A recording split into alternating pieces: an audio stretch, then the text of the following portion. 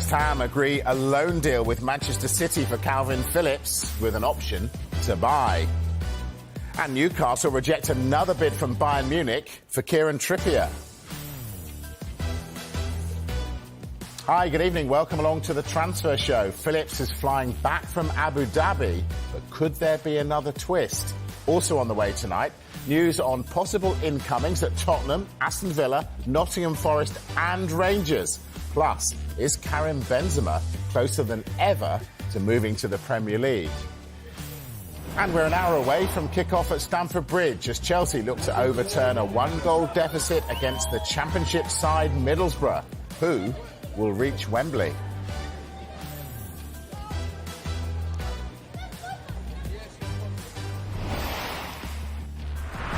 Well, Rob Dorset, Michael Bridge are here with me. Let's start with Newcastle then. Michael, what do we know about Kieran Trippier and a possible move? Well, we know that Newcastle United have rejected an improved offer for Kieran Trippier. That came during the transfer show around 5:15. The club's position has not changed and they're telling us not for sale. We've also been told that the bid was in the region of £13 million.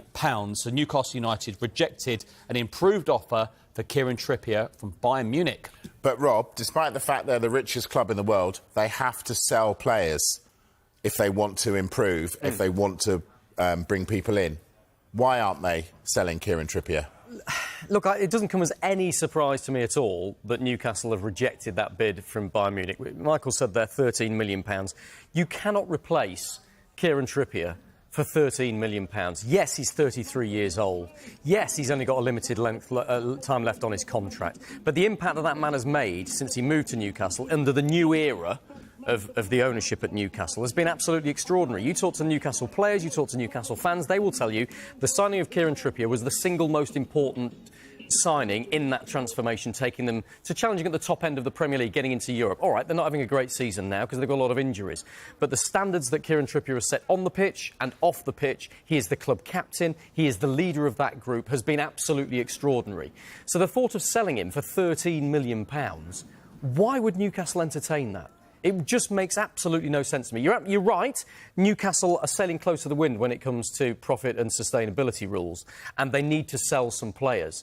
But you can't help but feeling that Kieran Trippier is probably last on the list of the players they would want to sell. We understand that Trippier himself is open to the idea of talking to Bayern Munich about a move. Why wouldn't he? One of the biggest clubs in Europe, challenging in the Champions League, playing with, some extraordinary players. That makes sense from his perspective, but it doesn't make any sense to me from a Newcastle perspective that they might be prepared to let him go. And also, crucially, £13 million doesn't solve their profit and sustainability rules concerns. It's a drop in the ocean compared with the sorts of figures we're talking about. And yes, he's on significant wages, but I'm told that Bayern are interested as well in 26-year-old Nordi Mukwele on loan from Paris Saint-Germain. So I think it'll be interesting to see, now that this offer has been rejected, what decision do Bayern make? How much are they prepared to offer and pay for a 33-year-old? Because that's the facts of the matter here. They can't offer him a huge contract. If they offered him a 3-year contract, it'd be 36. Newcastle not interested in a loan deal. That's off the table. So how much are Bayern prepared to pay now for a 33-year-old? How much do they want him? Because I suspect they've got to go an awful lot higher than they've gone right now for Newcastle to even consider it. Michael, the move doesn't make any sense to Rob. Does it make any sense to you? Not really, and I think it's quite an extraordinary January window anyway, for all the reasons, profits and sustainability rules, but we're talking about the richest club in football needing to sell a player. And it's probably quite difficult for Newcastle fans to get their head around. But these rules... It's difficult for me to get my head around. Yeah, and we're learning that these rules have some right gnashes on them. They've got teeth. Yeah. And I think clubs at the moment will be having some meetings and saying, you know what, let's wait till the summer. Things might be a little bit different in a few months' time. Let's remember as well, when Kieran Trippier joined Newcastle United, they were at stage... Let's call it stage 1. Signing Chris Wood. Now, I think you could debate whether that was a success or not, because they took him away from a side near the bottom as well. But they've moved on since then. And when they qualify for the Champions League, they immediately bypass sort of stage 2, and they're going to 3 and 4 in the Champions League. It's been quite a whirlwind for Newcastle United Football Club, and maybe they're victims of their own success in the sense because where they are in the league at the moment, if they were there last season, I think everyone would be loving it. But last season was so good. I just feel that in terms of a look for your first player to join this new era a couple of years later, I don't think many fans would like the look of it.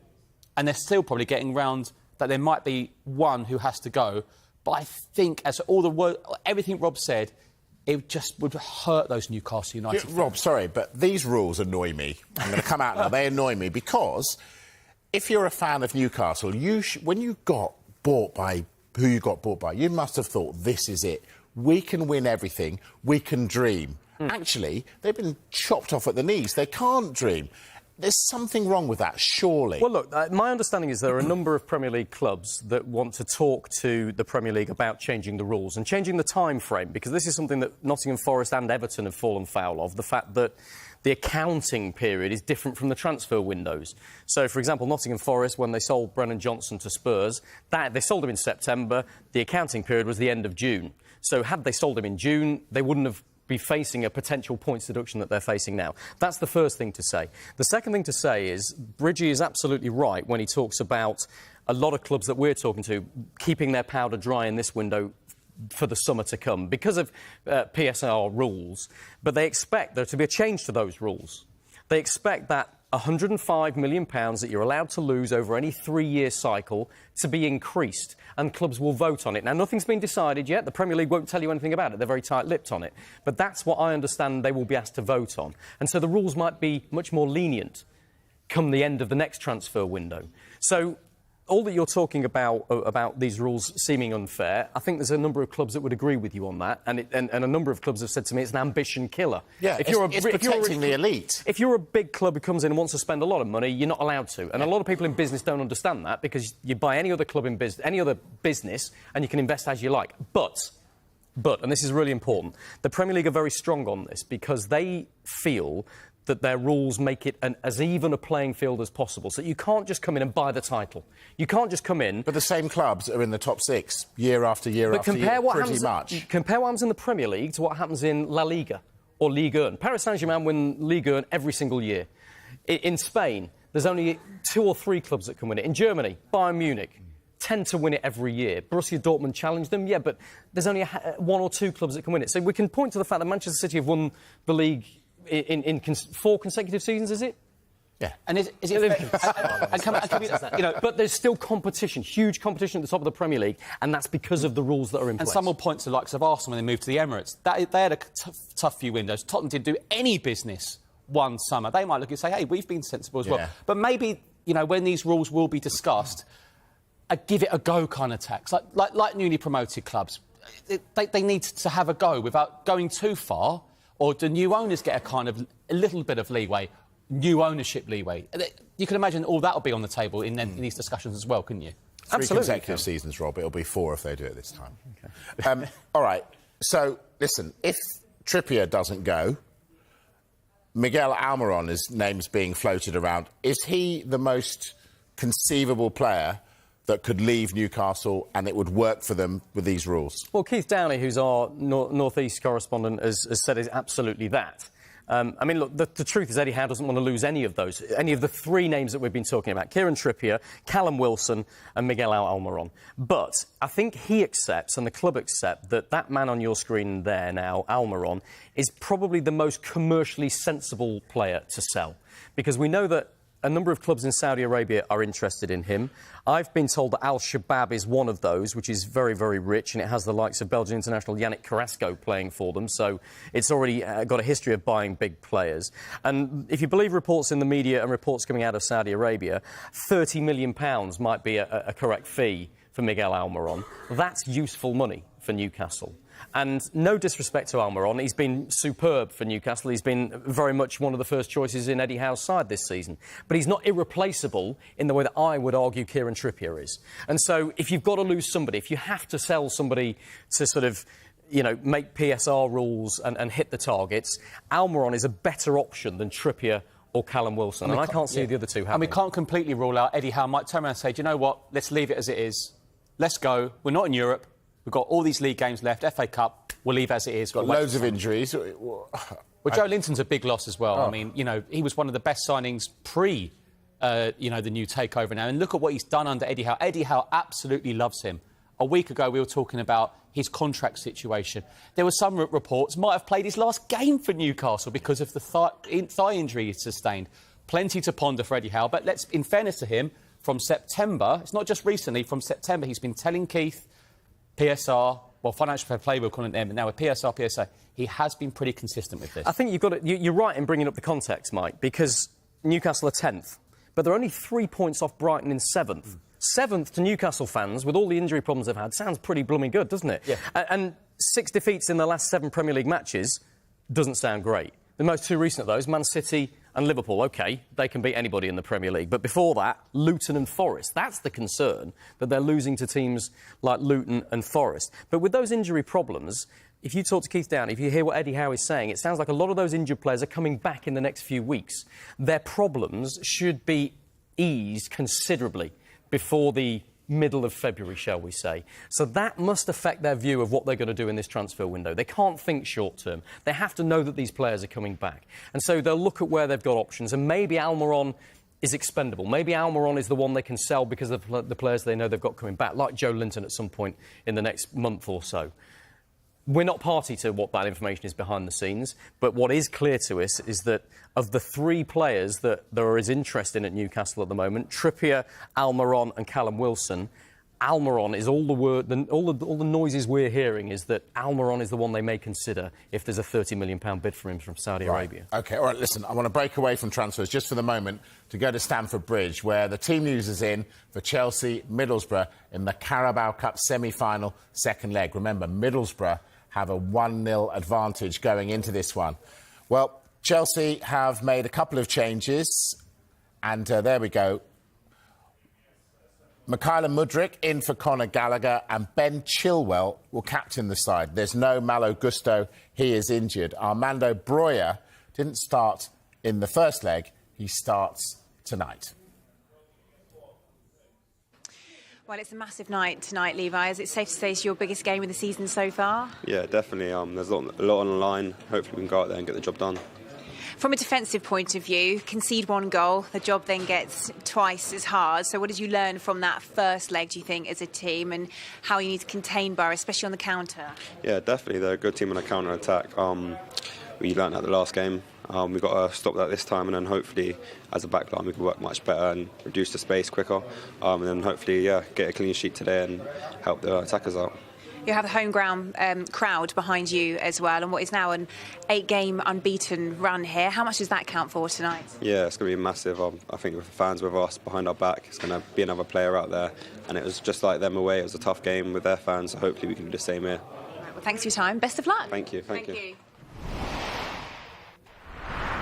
Yeah, we'll keep an eye on that game for you. Let's talk Calvin Phillips now. We're certainly keeping an eye on him. Michael, tell us about this potential deal to West Ham. Yeah, this is the player, maybe the name we've been talking about from the very start of this January window, and maybe a slight surprise that no massive developments until now, because West Ham have reached an agreement with Manchester City to sign Calvin Phillips on loan. You know, he's leaving the training camp in Abu Dhabi with the rest of the squad. Now, we understand a medical is expected to take place this week. So more on that as we get it, medical tests. Now, what always stood out for me was Pep Guardiola saying he cannot envisage Phillips in his team. However, there are some big teams, big names who like Calvin Phillips, and rightly so. Yeah, absolutely. Rightly so. And, you know, people are thinking, oh, well, the clubs have agreed a deal, so therefore West Ham are going to get him. Explain why that is not necessarily the case. Well, look, what we know is that West Ham have agreed a loan fee for Calvin Phillips. The 2 clubs have agreed on that, and with the potential for him to make a substantive move to West Ham at some point in the future, when that loan spell is over. What we don't know is how other clubs that are interested in Calvin Phillips are going to respond to that. And we don't know if Calvin Phillips is given the choice of a number of clubs that he could sign for, who he's going to choose. Would West Ham be top of that list? I don't know. But we told you last week that Juventus, Barcelona, Atletico Madrid, Newcastle, Crystal Palace and West Ham are all interested in him. if they are truly interested in him, which we believe they are they now mustering their own bid to match, to go alongside that West Ham deal? Just because Manchester City have accepted that deal from West Ham does not mean that Calvin Phillips is automatically a West Ham player. He's got to go undergo a medical. He's got to fly back from Abu Dhabi. All of that is going to take time, which gives those other clubs that I've mentioned there time to muster their own bid. And I've been speaking to a source on this, and to Tim Thornton, who's an expert on Calvin Phillips and his time at Leeds and Sheffield United as well. He expects this to be sorted this week. Both the player and Manchester City want that to happen. They don't want it to drag into the final week of the window. And it's pretty clear that David Moyes has been a long-term admirer of him. He actually made a bid for Calvin Phillips when he was still a Leeds United player. So it's a long-standing interest for them, and that has to appeal to Calvin Phillips, going somewhere where he's wanted, where we assume he's going to be given good opportunities to play football, not just because he's been absolutely starved of football with injury and being out of favour for so long at Manchester City, but also because we've got the Euros coming up. I was going to say, so does Calvin Phillips have to move and play to get into Southgate's squad? Not necessarily to get into the squad, but I think if he wants to be a regular in the starting 11 for England, then absolutely. He's just not playing enough football. And, Mike, you and I have spoken about this a number of times in recent weeks, even recent months. You've had this bizarre scenario where Calvin Phillips has been given time on an international stage to improve his match fitness. He hasn't been getting game time with his club, so Gareth Southgate's been giving him game time for England to keep him in the fold, to try and get his fitness up, to keep him motivated and inspired, if you like, which is surely putting the cart before the horse. And it shows what Southgate thinks of him. He thinks incredibly highly of him. And we know there are a lot of other big clubs out there that think very highly of Calvin Phillips too. But from his perspective, irrespective of the Euros, he's just got to get playing football. It's been a very poor move for him to go to Manchester City. Great financially, I'm sure he's earned a heck of a lot of money, but that's not what he's motivated by. He wants to play football, and he's played so little football at Manchester City. He has to put that era behind him and go somewhere where he's going to be loved and given the opportunity to play. Clearly, that's David Moyes and West Ham, but what I'm saying to you is, don't absolutely guarantee it's West Ham he's going to end up now. I want to see how those other huge clubs, Juventus, Barcelona, Atletico Madrid, Newcastle and Crystal Palace, how do they react in the next 24, 48 hours? It's going to be absolutely crucial, because they could match what West Ham are prepared to offer, and then Calvin Phillips has a decision to make. So, Michael, Rob says, David Moyes, long-time admirer, is there a place for Calvin Phillips in that West Ham midfield, which looks pretty good? I would say so, Mike. Look, I think David Moyes, let's get it right, spent very well off the back of selling Declan Rice to Arsenal. OK, it took a few weeks and West Ham fans were a little bit concerned, but James Ward-Prowse has been a brilliant signing. Alvarez will come back in. He might play alongside Phillips. Ward-Prowse just in front. Mohamed Kudus, what a player he is. Paqueta, what a player he is. OK, he's got an injury, along with Jarrod Bowen up front. West Ham are also, under David Moyes, European regulars. So he will be playing in the Europa League. Mate, I just can't imagine him not in that side. I can imagine David Moyes being very excited at this prospect. I think it would be a very good move for him. Now, obviously, Rob covers England all the time. And as Rob says, no real issue with Phillips being in the squad. But wouldn't Gareth Southgate love it that he's in that squad, that training camp, with 24 good games under his belt? Yeah, absolutely. Not watching Manchester City in his seat at the Etihad going, that's a good game, isn't it? He's going to be playing 24 games, Europa quarter-finals, semi. David Moyes, sorry, it could happen, because they have been there. OK, the West Ham fans are frustrated at the moment, a couple of poor defeats, but there's a good opportunity to him to have a really good second half of the season. Rob mentions these other big clubs. We know there isn't a hell of a lot of money in Europe at the moment, so they might just look at it and say, well, we know what West Ham, and we'll get those details, I'm sure, over the next few days about the loan fee and the whole financial package. West Ham might just say, do you know what? He's just the kind of player we need for a little bit of a boost now to the end of the season. Yeah, and of course, he's on his way back from Abu Dhabi, so we will see what happens. Abu Dhabi too. Mike, it's interesting. A player of Calvin Phillips' quality does not come up very often, and it very rarely comes up in January, by the way. There'll be an awful lot of clubs out there, probably even beyond the ones that we've mentioned that we know about, who will be interested in Calvin Phillips. Yeah. Absolutely. That is a great point. All right, we're going to take a break. When we come back, we'll bring you the very latest on Tottenham and also Karim Benzema. Is he on his way to the Premier League? He might be. See you in a moment.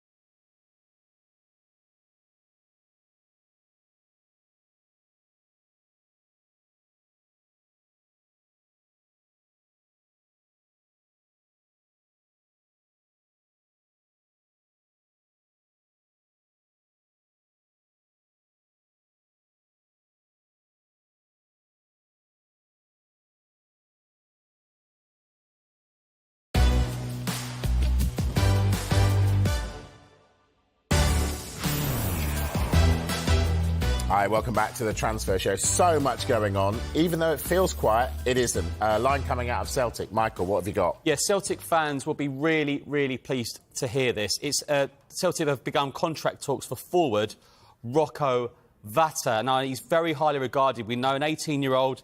They're discussing the possibility right now in Glasgow about extending his contract. He came on as a substitute and scored in Celtic's 5-0 win over Bucky Thistle on Sunday. He's back training the under-21 international. Now, he's out of contract in the summer and has held talks with Bologna and Como this month. This is from my colleague Anthony Joseph.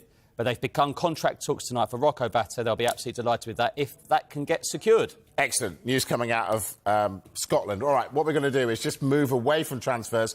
We're going to go... It's an important night in the Carabao Cup, isn't it? Chelsea, 1-0 down against Borough. Remember, Chelsea not won anything since Todd Boehly and Clear Lake Capital took over. Mauricio Pochettino not won a trophy in this country. Here he is. Well, Maurizio, semi-final under the lights at Stamford Bridge. I mean, this is why you took the Chelsea manager job, isn't it? This is what it's all about. Yes, of course. I think it's a really important game for us. It's a semi-final. Yes, the first leg was difficult on Middlesbrough, and now we need to win the game. And it's going. We have ahead, I think, an amazing opportunity to be in the final. But I think, first of all, we need to respect our opponent. It's going to be tough, and we need to deserve to get the final. Well, the beauty of a second leg is that you do get a second chance. So when you reflect on that first leg, what were the main lessons that you learned that you hope will make you better prepared for tonight? No, that is the beauty of the Cups. I think it is so important because I think the first leg was we played better, we played well, we created chances, but we were not clinical enough, and we conceded a goal that we should not concede. Yes, we need to learn about this type of situation that we cannot afford to lose this type of game.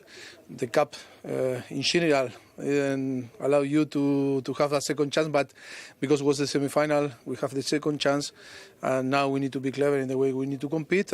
We know that we are playing for too many things, and it's so important for us to get the final, but yes, we are going to have a very difficult opponent, and we need to deserve for that to be done. Ben Chilwell, back in that starting lineup. What kind of difference are you hoping that he might make to your chances tonight? Well, he's a player with experience. He's one of our captain. I think we'll see if he can cope with the 90 minutes, but I think it's important that can start today and to provide the team the experience that the team need. Yes, and then his quality, is there. He's one of the best fullback on the country, and hope today can show his quality and help the team to achieve the final. And Michael Carrick has said that he's expecting the best version of Chelsea tonight. Are you confident you can deliver that? Well, always. I am very optimistic before the games, and of course, no excuses. We are in Stamford Bridge. I think we prepared really well the game, and now only we need to deliver our job. All right, well, best of luck. Thank you very much. Yeah, 5 times champions Chelsea against the 2004 winners Middlesbrough. Should be quite a game. Right, let's talk Tottenham. Michael, good window for Tottenham so far. Are they going again? Maybe, Mike. Talks are continuing with Club Brugge over a potential signing for Antonio Nusa.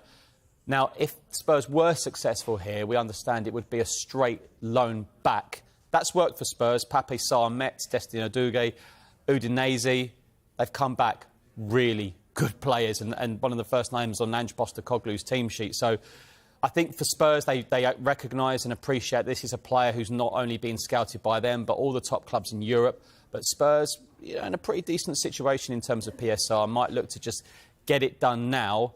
But I must stress, just talks continuing at the moment. And as you rightly say, Mike, it's been a good window. I was told the sole thing Ange Postecoglou wanted, he says it's to me, my colleagues, defender. He got it. Radu Dragusin. Timo Werner was the bonus ball because that's a bit of cover for Heung-min Son. Anything else, we'll just wait and see. But so far, they're very happy. And also, they have offloaded people that they didn't want around. I mean, it couldn't have gone better, could it? Well, I think, Rob will know this. When clubs can sell the players that are no longer, needed anymore, especially on big wages. Hugo Lloris, captain, for nearly a decade. Eric Dyer, dream move for him, Bayern Munich, but dream for Tottenham because he was up for sale last summer. Ivan Perisic going back to Croatia. He's got an ACL injury, Mike, till April. And he's off the books. You know, lovely jubbly for Spurs. And you've got Jed Spence sent back from Leeds straight away to Genoa, part of the Dragusin deal. Dream. And Japhet Tanganga has gone to Mill on loan after a loan in Germany hasn't completely worked out. So Spurs are happy. Does that mean they're completely done? Not necessarily. We'll wait and see. Spurs had the best window of everybody so far? I think there's an awful lot of Premier League clubs who are pretty envious of them because it's difficult to get players out. What we see is a lot of Premier League clubs buy players, and then because the Premier League is so wealthy and it's arguably the best in the world, it's difficult to get those players out if it doesn't work out for you. Spurs have been extraordinary in doing that. I think virtually all of those players have gone out on loan, by the way. Yep. So it does kick the can down the road a little bit, and they've still got issues when they come back in the summer. And they've still probably got a bloated squad of players that they don't want in the summer. Yeah, so the Dyer and the Perisic ones, I mean, their contracts will run out. It's just a financial situation. But yes, there are some players. Tanguy Ndombele, 50-odd million pounds at Galatasaray. He'll probably be coming back. So that's been a bit of an issue. So, look, they don't always work out, but I must say the recruitment for Tottenham over the last... I mean, the summer ones have been absolutely... They've replaced the goalie brilliantly with Vicario. They've got good defenders in Van der Ven. So he could be very happy, Ange Postecoglou. But, he works directly with Daniel Levy and the new head of football operations, Scott Munn. So it's working well so far. And I think the thing is, he clearly doesn't want a bloated squad. Ange Postecoglou has a very close working relationship with his players, doesn't he? Yes. Like, in the same way that Nuno Espirito Santo at Forest, for example, wants quite a close-knit squad. Same as Pep. And same as Pep. A bloated squad like Spurs have had, with a lot of unhappy players who aren't playing in the squad, is the last thing that any club needs. But in terms of Ange Postecoglou, that's the last thing he wants for the environment he's trying to create. So getting all of those players out, I mean, it's a heck of a list. Yeah. You look at the two that have come in, Timo Werner and Radu Dragusin. I think that they're two fantastic bits of business in the January window. I really do. Yep. But getting those extra players out has probably changed the entire atmosphere around the place. Absolutely, and they might have some more good news in a couple of days. One of the best signings of the summer. I know he's been injured. Someone who Rob knows very well, James Maddison, is very, very close. If not Manchester City, potentially Brentford on the Wednesday night. He's really close, and he's been such a great signing. Vice-captain, taking it easily. Real character, great guy, you know him. So that is great news for Spurs. Yeah. What a player. A line about Emerson Royal. What's going on with him? Yeah, so there was reports on Monday about a rejected bid from Saudi Arabian side Al Nassr. My understanding from Emerson Royal is he's very, very happy at Spurs. He's got a young baby. And we've got to remember that these are big situations. Family is so important. He's got a young family. He's very happy in London. And what's important as well, the club don't want to sell.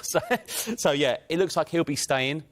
And we'll wait to see if they come back with another offer. But as it stands, he's more than able cover at right back for Pedro Porro and at centre-half. That's a really important point that Michael makes there, though. We talk so much on the transfer show and in transfers generally on Sky Sports News about two clubs reaching an agreement. We have done with Calvin Phillips tonight, and everybody assumes it's a done deal because West Ham and Manchester City have agreed a deal.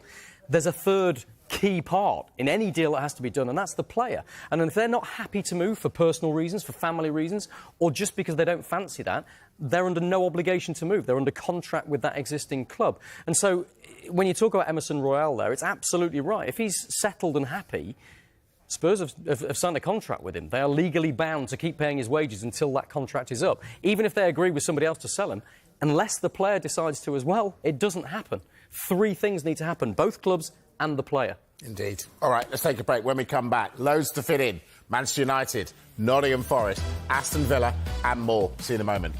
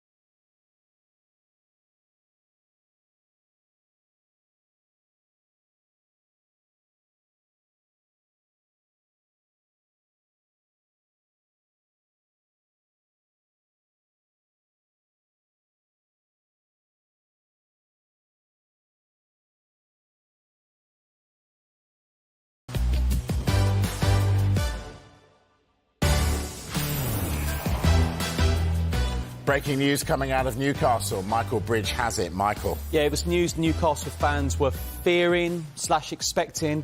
They have confirmed that Joelinton has undergone surgery on a thigh injury sustained earlier this month, and he will now commence a period of rehabilitation overseen by the club's medical staff and is expected to return in May 2024. Now, there were fears, reports over the last few days that his season could be over. Newcastle are saying May. Now, their last few fixtures of the season are Brighton at home on May the 11th, Brentford away May the 19th, or if Newcastle fans are optimistic, potential FA Cup final. They've not ruled him out for the season, but a very large chunk of it. Does that change Eddie Howe's transfer plans? Look, I think they've known for some time that it's a significant injury and he's going to be out for some time. But we've been talking about Miguel Almiron, haven't we, this evening, saying that, and Keith Downey's reported this up in the North East as well, that of the three options that we know there is interest for, Kieran Trippier, Miguel Almiron, and who's the third? Callum Wilson. Yeah. That Almiron's the most likely one that Newcastle will let go. Well, he's probably the closest to Joelinton in terms of position and the way he's used within the side. So if Joelinton is out for that long, will they let Almiron go? Will they change their view? Will they say, well, hang on, no, we can't afford to be down in that area? I think that's something we need to investigate. I'm sure Keith Downey's on the case, and we'll probably get clearer in the next couple of days. But certainly, losing Joelinton until May, it virtually is the end of it. I mean, after being out that long, how fit is he going to be when he comes back? It's a mega blow. Mega blow. Huge blow. Rob, we haven't spoken about Aston Villa much in this window. What's going on there? Well, look, they don't typically like to do business in January. That's the truth. They try and do their business in the summer. But we know about their interest in Morgan Rogers, who starts for Middlesbrough tonight in that huge game, by the way, that kicks off in, 20 minutes' time now against Chelsea. It's been made very clear to me that Borough are holding firm. They've rejected 2 bids from Aston Villa for one of their prized assets. They absolutely won't allow him to go on what they consider to be the cheap. And my understanding is they consider the offers that Villa have made so far the cheap. But you have to say, well, what's Morgan Rogers thinking exactly right now? He's not agitating for a move. He's the consummate professional so far. But you have to suspect that he's tempted in making a move from a side that's outside the playoff places. 11th, but could make the playoffs with a good run. Borough, you thought were going to be up there challenging for the championship. I'm just a big Michael Carrick fan. Well, there you go. Yeah. But for him to get the chance to move to possibly one of the most exciting clubs in the Premier League right now, in terms of the direction they're going in under Unai Emery, would be a fantastic move for him. And he's been made it very, very clear how highly Villa thought of him. There he is, look, out on the pitch tonight ahead of this huge semi-final. And you said to me earlier, what happens if Borough make it to the EFL Cup final? Yeah. He'd want to play in the final, wouldn't he? Yeah. But I don't think you can plan your career around that. And if he gets the opportunity to move to Aston Villa, if they can match Borough's valuation, which we understand is significantly higher than what Villa have offered so far, you have to suspect that man on your screen would want to move to the Premier League and move to Aston Villa under Unai Emery. Borough absolutely in no rush to sell him. Excited to see what impact he can have tonight and beyond. But he's still only 21. He's got a big future ahead of him, I think, whether he makes this move now or not. OK, so he may be on his way to Villa. Who's on the way out of Villa? Well, this is Leander Dendoncker that we've been talking about for quite a while. He's been surplus to requirements for a while now, hasn't he? Let's be honest, under the previous management and under Unai Emery. Sky in Italy, our colleagues over there, are reporting that Napoli have agreed an £8.5 million deal with Villa to sign the Belgian midfielder, Leander Dendoncker. He'll undergo a medical with the Italian club tomorrow, so he's flying out there as we speak to you right now. And I think if that happens, that suits everybody. £8.5 million isn't a bad deal from an Aston Villa perspective. They've lost a lot of money in terms of what they paid for him in terms of the original fee. But he's not playing. He's very frustrated. For him to start again in Serie A makes an awful lot of sense. So I think that suits Napoli, it suits Villa and it suits Dendoncker. OK, all right, well, we saw Morgan Rogers warming up there, so let's talk Carabao Cup semi-final. Middlesbrough made 4 changes from the side that drew with Rotherham at the weekend. Johnny Howson, Matt Crooks, Sepp Vandenberg start, along with Marcus Forss. Isaiah Jones is injured. Finn Azaz and the 2 Leeds loanies, Luke Ayling and Sam Greenwood, can't play. They are cup-tied. And we've just found out that Michael Bridge is Michael Carrick's fanboy. Here is Michael Carrick. Michael, I played many football games with you, many games like this. How are you tonight in terms of you were the calmest man in the world when you were a player? Are you calm tonight as a manager? Yeah, I trust the boys. It's a terrific group we got.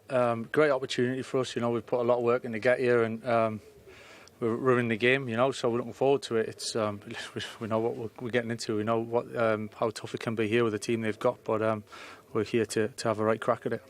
You're pretty good away from home, but what's the plan tonight? Plans to win the game, get through. I think. We listen. They've got really good players. They've got good individuals that can turn a game at any moment. We all know that. We've got the plan we want to try and cut off certain spaces and have the plan that way. But we've got to take the ball. We've got to be a threat. We want to treat the game as if it's 0-0 and keep that mindset and try and win the game. I know you'll have thought about this, but how do you visualise this game going in your mind in terms of Middlesbrough getting to the end and getting through to a Wembley appearance? There's a few different scenarios in that one, guys. I think we've got to be open to be flexible and ready to adapt. I think you've got to ride the emotion and the mood and the momentum in the game at certain times and go with it when it's with you and be smart and clever when maybe it's not with you. So it's very difficult to predict. We got lads off the bench now that we're a bit stronger, that we can have an impact, which will help us later in the game. Is staying in the game a philosophy and a tactic for you tonight? In some ways it is, but I think it's a difficult one to go with that, because it's almost a negative one where you think stay in the game. I think subconsciously that puts you in a frame of mind where you're survival mode, and we want to be a bit more expressive than that and try and have enough of the game, and that's the balance. You've got to be sensible. We've got to know that. We know what spaces they're trying to attack. We've got to shut them off, but we want to make a difference and impact the game in a positive way. You've lost Isaiah Jones, which obviously is a blow, and you've played a back three or back five against the Premier League clubs in this competition so far. Have you gone back to a back four tonight? I think it's difficult to put numbers on it, to be truthful. I think we don't certainly work as numbers. It's more positional of where the ball is on the pitch. Do we have it? Do we not? And again, going back to certain spaces, I think it's definitely not a total back four. It's definitely not a full-on back five. So hopefully, again, we'll be flexible and adapt. And I think that's the way the game's going at the moment, really, and it'll probably continue to do that. And up the top end of the pitch, you've got Morgan Rogers back, which is a massive plus and force as well. Do you feel like you can cause Chelsea big problems? Yeah, I think we have to. We have to go with that mindset. We've got to be positive. We've got good attacking players. We've got good ability. We've got good players through the middle of the pitch who can take the ball and are comfortable taking the ball, which is a big part of it for us as well. We feel we've got a good balance in there. It'll be a big test for us, but we're looking forward to it. Brilliant. All the best, Michael. Michael Carrick with our rookie reporter, Gary Neville, who admitted in the last hour he hadn't spoken to Michael Carrick since they were teammates at Manchester United. Wow. Rude. Wow. Just plain rude. Wow. Michael, you've got a line from Rangers. What have you got? Yeah, this is a really potentially exciting one for Rangers. I know there was a little bit of worry, frustration because of their business in the summer, most of it not great. Does it impact them this January? But this is an exciting-looking signing if they can do it. They're closing in on the signing of FC Norwich midfielder Mohamed Diomande. Now, a source has told us the clubs are in advanced stages of these negotiations. He's only 22, played 111 times, scoring 13 goals for the Danish side. Good reports on this player. Plays on the left side of a midfield three. I don't think Rangers have had much of that since Glenn Kamara. So that's an exciting-looking one under what is an impressive start for Philippe Clement. Yeah, indeed. All right, time for a break now. When we come back, games just about to kick off in England and Scotland. We will keep you right up to date with all of that. And, of course, we're going to talk transfers. See you in a moment.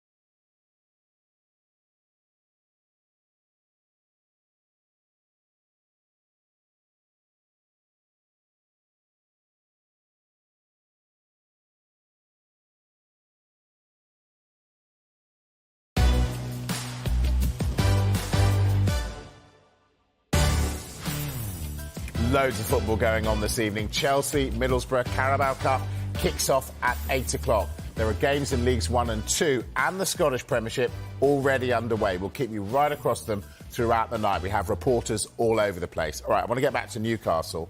So we've just broken the news that Joelinton is out until May. Rob, I want to go a bit further with this. I asked you in the last part.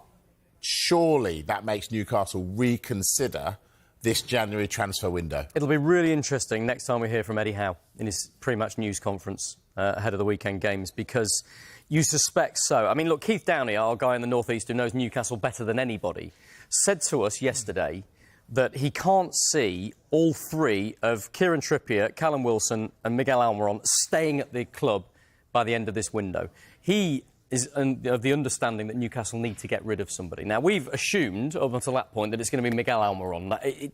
It's the biggest potential offer from a Saudi club, worth potentially £30 million, and he was the most replaceable, we thought, out of those three. But now you talk about Joelinton being out till May. Look, let's have it right. He's going to be out for the rest of the season. Michael's very carefully looked at the fixtures, and he's right. He could potentially be back for the last two games. But what's his fitness level going to be? You don't miss 5 months and then suddenly just get thrown straight back in. So Joelinton is not a feature for Newcastle for the rest of this season.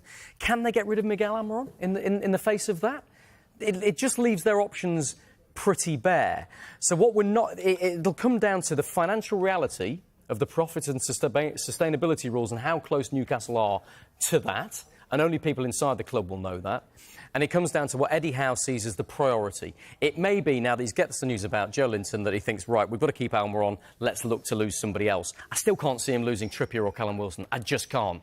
But which other option have they got? So who else is a saleable asset? I don't know. And Trippier has a great relationship with the club, the fans. You saw him at Bournemouth away, speaking to a couple of upset fans after their long trip, but again, it just won't. Wouldn't look right to me, would it? As someone who just started there, and it would obviously disappoint Eddie Howe. But Eddie Howe, as we said earlier, he's been so open with Keith and the other Newcastle journalists about the situation, and also it's not us saying it. It was Darren Eales saying it on Newcastle's in-house channel about this situation.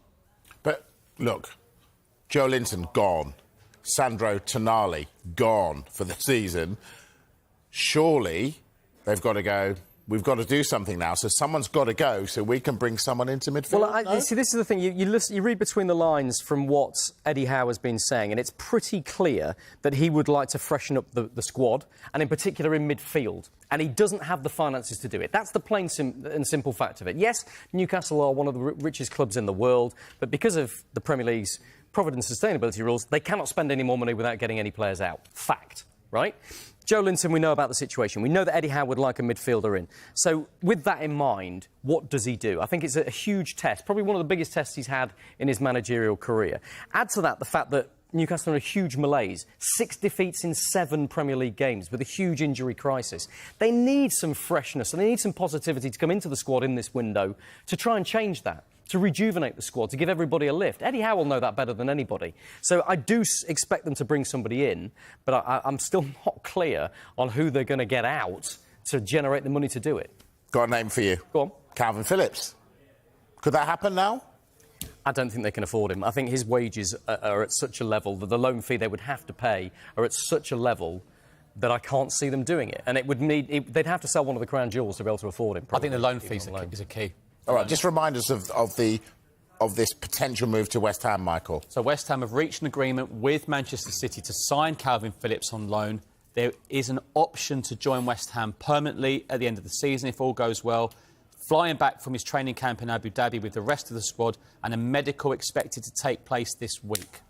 Potentially good news for David Moyes. OK, all right, very quickly, we've been talking about Karim Benzema. Is there any chance, because he wants, at least temporarily, out of Al Ittihad, any chance he could be in the Premier League, Rob? I can't see it. I don't think there are any Premier League clubs that have got the finances to do that deal. Simple as that. He's on extraordinary wages. He's one of the crown jewels out in Saudi Arabia, one of the best players they've ever signed. He is on huge money out there. Unless he's prepared to take an astronomical pay cut to come and join a club in the Premier League, I cannot see it happening. He's made it very clear he would like to. It's a come-and-get-me plea to anybody in Europe, but there are only a handful of clubs in Europe that can afford him. And with the situation and the reality of the finances in most Premier League clubs right now, I can't see it happening. But it'd be interesting to see, because I think there'll be one or two clubs that'll be trying to make it happen. Michael, how many times have we said clubs need a striker? He's a great striker. And he's quality, and he's available.